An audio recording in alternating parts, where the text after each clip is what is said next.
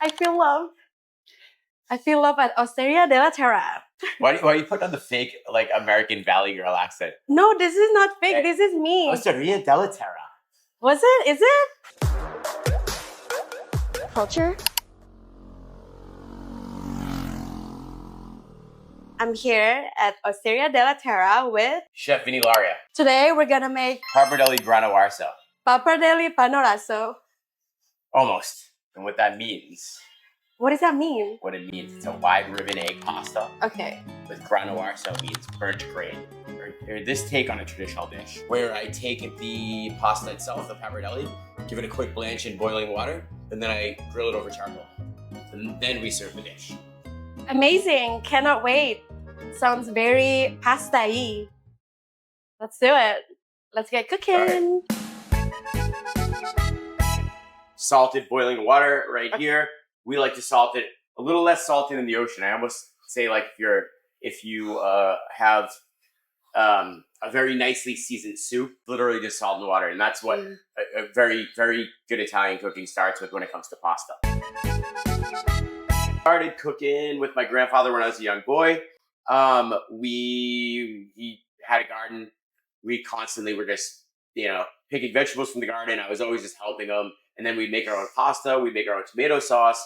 He would cure his own prosciutto, pick his own grapes, make his own wine, all that. And I was there side by side with him for all that. So I get super passionate about cooking. It was just part of the family, part of what we do. And then I took it as a professional career. I went to culinary school. I got jobs in restaurants. I started washing dishes when I was 14 years old. Don't tell the authorities. It's completely illegal. Oh, but not here. That's a good question. I started getting jobs, and then I went and started working in New York City at a restaurant called Babbo, very famous Italian restaurant. So I'm going to drop my pasta in my boiling salted pasta water here. That's burnt? Or even, exactly, blanched and burnt. Right? Then we're going to... So can you cook with a gluten-free pasta? This dish isn't necessarily the best with gluten-free pasta, I would say, because it's all about the grain. It's all about, the dish is basically comprised of the pasta is the highlight of this dish, is the way I should put that.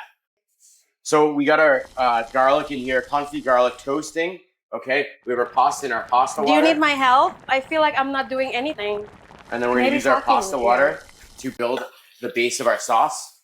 We're going to add a little pat of butter. So this is in that style of aglio olio because we really want to highlight the ingredients. But we add a little touch of butter to it, just to give it a nice little... It's pretty hot in the kitchen, yeah? You know what they say? What? What did they say? Can't stand the heat. You know what they say? No. Can't stand the heat. Can say the heat one more time? No, okay. Let's try that again. Can't stand the heat, stay out of the kitchen. Oh, okay. You can hang in my kitchen, okay? Okay. I'm gonna be sweaty and cooked. A little bit of fresh parsley, okay? And now our pasta is finished. Okay. So we're gonna take that and we're gonna put it in here. Wow. Why Bali? That's a great question. I came here for a friend's wedding about 10 years ago. That's a long time. And I was thinking about it ever since then. My business partners and I that have restaurants together in Hong Kong. Hong Kong. What? Why Hong Kong? Hong Kong. It was a similar story when I was cooking in New York and somebody discovered me and asked me to go to Hong Kong to open a restaurant. So, having been out there for the past 15 years, I came out to open. I came out to hang out with some friends, come to a wedding here in Bali. I fell in love with it, and I always thought about it. My partners really liked the idea of opening a restaurant here in Bali, and it also, there's such incredible produce, amazing local farmers. We work with a lot of farms in Badugo, but since the produce is so excellent, in fact, it is a volcanic island, very much like where my ancestors came from, Sicily. So this is called colatura. We make it ourselves. It's a fermented anchovy, Italian anchovy sauce. It's basically the Italian equivalent of fish sauce. It's like Italian terasi. Oh. All right. So now we have our pasta ready. That was so fast. Only 5 I'm a trained professional. Oh, okay. Do I need to train myself to be professional chef? Like I said, I think you're already doing a great job just looking Okay. pretty in eating the food. Yeah, but pretty is not enough, you know? You're intelligent and pretty. You got it all. Aw. Are you just being nice here? Not a great beer pong player, to be honest, but Hey, one day I'll beat you. Must be hard for you to build trust, no? I mean, it depends on what context you're talking about. When it comes to, you know, the kitchen, to be perfectly honest, is one of those things that you kind of feel, you know? Feel? As in the energy? Yeah, you can feel the energy, exactly. Can you trust me then? Let me put it this way, I didn't put a knife in your hand for a reason. Oh, that trust. That's a different trust. No, I mean, I wouldn't trust you to cut my parsley. Until I taught you. But I could cut an egg. Do you cut or crack an egg? Wow. So, you're not stating a really good case for yourself right now. I trust you with my eggs or my parsley. All right, so here we have the dish. Pappardelle Grano Arso with garlic, butter, and chili. Wow, it looks so nice and light and yummy. Let me grab you a fork and we'll take a bite of it. Would you say, like, how do you say it if it's good in Italian? Buonissimo. Buonissimo. I haven't even tried it. I can't really say that it's good. Okay, do you think Italian food is so underrated? It's ubiquitous. It's like one of those things, you see it everywhere. Everyone loves it. Who doesn't love pasta?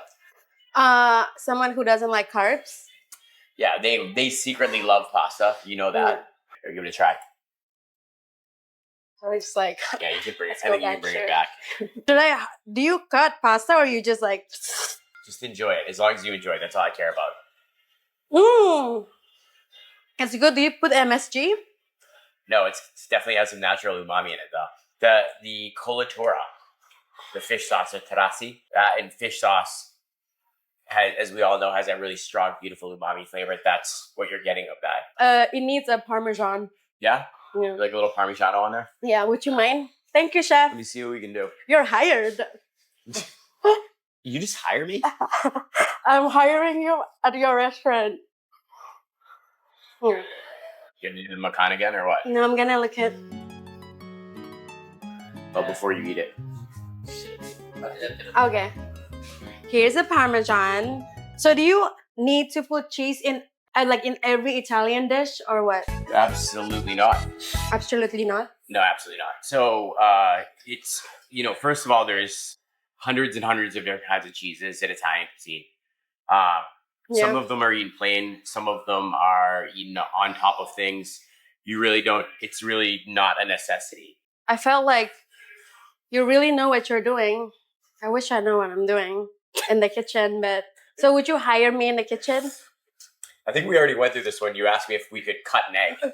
Oh, okay. Forgot. It's been a long time. Look, with about 6 months of training, we might be able to talk. I think I'm just gonna eat your food instead of a. Cool. Yeah, you should try your own food. What's your favorite dish to make? Well,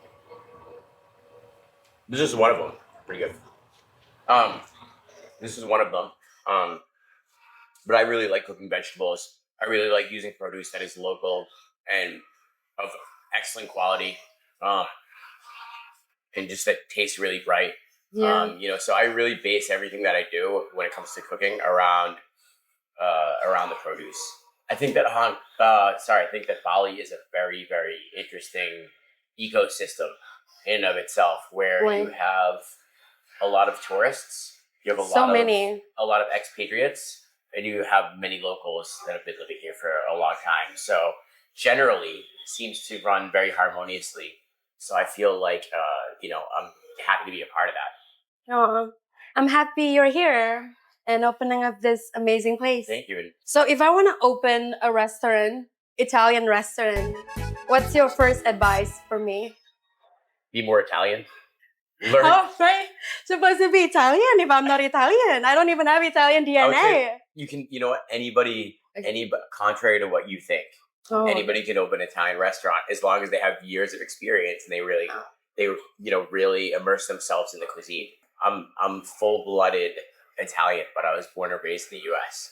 So I had to, like, I don't speak Italian well. I had to learn a lot about the cuisine. But aside from what I did growing up and me being immersed in it as a child, I spent tons of time. I became like a real student of the food, of the culture, of the cuisine. And honestly, that's really what it takes, is just being that passionate and in love with it. Yeah. And just really kind of diving into it. What's one thing have influenced your food from the outside culture? I'll tell you about here. Okay. Is the chilies and sambals. I've learned so much about sambal and chili. What is it? The south of Italy in Calabria is very famous for one of my favorite condimenti, which is called Calabrian chili. There's so many versions of so many beautiful sambal here. So I will absolutely say that taking little bits and pieces of fermentation process here and you applying it in an Italian way, I love it. I absolutely love it. That's nice to hear. What's Flavorful, your favorite dish umami. from Indonesia? Ooh, I really... Don't say nasi goreng. I don't want to hear it. One of the dishes that recently I fell in love with is Berber Manado. Bourbon? Berber Oh. Manado. Bubur Manado. Oh, it's a porridge, yeah? Yeah. I thought it was outstanding. It's like a warm hug from Indonesia. I almost feel like, it's very, very, very, very warming and comforting, but at the same time, it feels so nourishing and so flavorful. Yeah, we actually eat that in the morning. I love it. Me too. Yeah. Or if you're sick, someone would like knock on your door and be like, oh, here's for you. Nice. What's your advice for all the culture fans out there and wanna be in the restaurant business? I feel like it's so hectic in the kitchen. It is a hectic and it's job. hot. It's a hard job. It's definitely hot. She's wanting to be fanned over here. Yeah, that's better. So what I would say is that do your research first. Know what you're getting into. Don't just jump into it and go to culinary school or something like that. Go and work in some restaurants. Start washing dishes. Do it the hard way. Come up the hard way and be willing to put hard work in.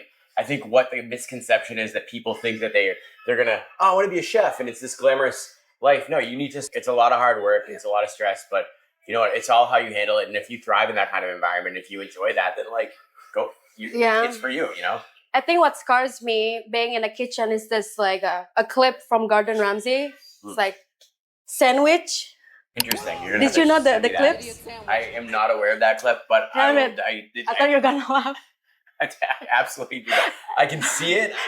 I can see you doing it. Being a chef is, you think that you're going to walk into this world and be creating all this stuff and, have this glamorous life. It's not about that at all. It's about, being a great chef is many, many, many things. It's organization, it's a regiment, it's discipline, it's creativity, it's empathy. That's just to name a few. It's, of course, the business, being a great businessman or a woman, and being able to cost control, being able to manage people. It's like so much so. And that takes years and years to acquire those skills. And I think there's skills that, I think all of us as chefs can admit that it's a lifelong learning process. Commitment too, yeah? Absolutely. Yeah. And talking about creativity here, Della Terra actually have different menu every single day. And then how can you make that work? So what we do is not the whole menu changes every single day, but a couple dishes, 1 or 2, 3, depending on the day, dishes change the day. And what the purposes of that is you really truly using the best possible ingredients that we get our hands on. That coupled with being inspired every day. So that coupled with, I learned a new pasta shape, or I learned something, a new technique. I am inspired by somebody that I speak to, or something that I come across, and allowing that to really dictate the menu and dictate what makes, keep things very exciting, new, interesting. Della Terra is a neighborhood osteria. It's for people that live here in the neighborhood. It's a place that's meant that you can come in here, hang out on a Tuesday night, have a glass of wine by yourself at the bar if you want to, or with a friend. Yeah. And then it's also a place that you can come in on a date night and like have a really nice, you know, spoil yourself a little bit and have a really nice dinner. Oh. And it's really meant to be, you know, kind of fit what I believe an osteria or a Jew restaurant really is, like for all occasions. Because for me, like Osteria Della Terra sounds like a woman who likes to dance. Do you like to dance, Vinny? Are you serious?